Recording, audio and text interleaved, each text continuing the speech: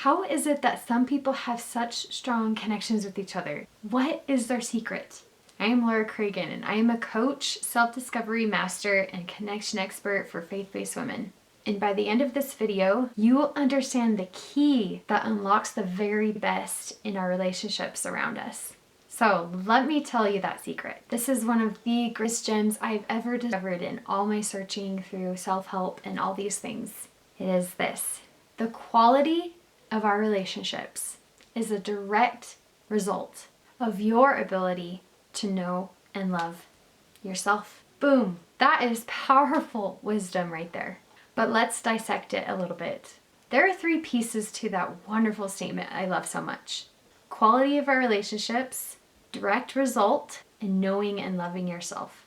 And I guess you can write this as a math equation, which I will put right here. So we want better connection, right? It's an obvious yes. So that's why I focus so much on connection in adult relationships in this channel. We women need each other. We also want better family relationships too. And you might already have some good relationships in your life, but they may feel dull and mediocre or surface level. And that's why I mention quality here. We want greater intimacy in those relationships. And intimacy means to be known and to fully know someone else. Both ways. When I first learned this truth, it hit me like a ton of bricks. I guess I was really ready to hear it. I actually learned it in a coaching group that I am actually a part of. Coaches need coaches. It's in the coaching group of Amanda Louder. She is a marriage and sex coach. I'm part of her coaching group where she coaches all of us women around the same time. She explained this to me and it was so simple and profound that it just hit me like a lightning bolt. And of course she mentioned intimacy because that's sometimes what we refer to sex as faith-based people. But this really goes for all relationships. Your neighbor, your gym instructor, your grandma. We are closer to others when we know them and they know us. But it has to be the real version of you. Not your gym self, trying to look good and suck in. Not that surface level conversation on the grass with your neighbor. Or not when you're acting like your childhood self around your grandma when you talk with her.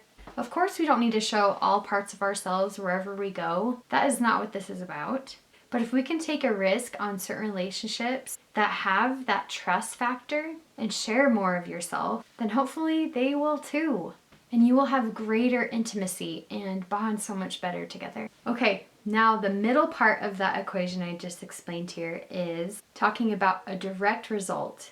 And to repeat that quote again, it is the quality of our relationships is a direct result of our ability to know and love ourselves. So look, you see that equal symbol? There is no way getting around it. You have to love and know yourself in order to have better relationships and have better quality.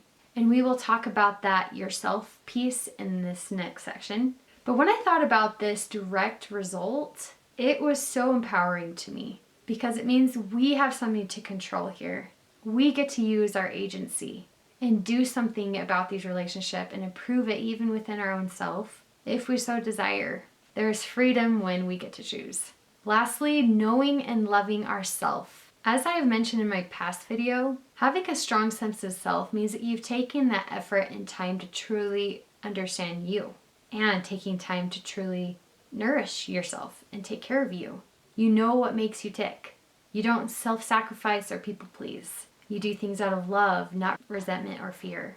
But you do know your weaknesses and you are continually patient with yourself. Now, part of why I said know and love is that you can know yourself, but you also have to take that extra step to love yourself. Like I said, you have unconditional love for yourself even amongst your weaknesses. God can show you who you are and give you that love. And our Savior has given us that power when we can not do it ourselves. Because sometimes there is a lot of self-loathing that can happen in life.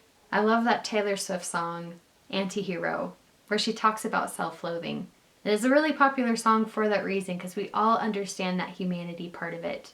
There are times late at night and people that come into our memory that we just are so frustrated about how we acted and what we did because of our own weaknesses.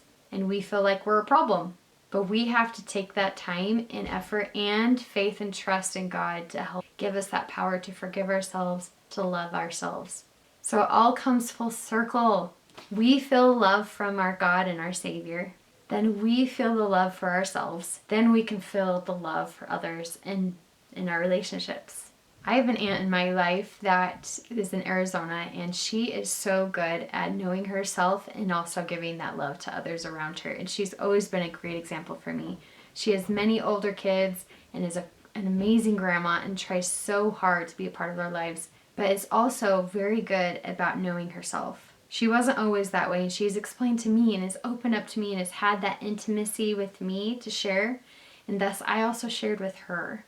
And even though she's my aunt and much older than me, I feel so much connection to her, and she's expressed to me how much she feels connected to me, even though we're not able to spend all that much time together. Is there someone like that in your life? Think about that, and that example will help fuel you on how to improve this particular situation, on having better connection with others, because of the key of knowing yourself.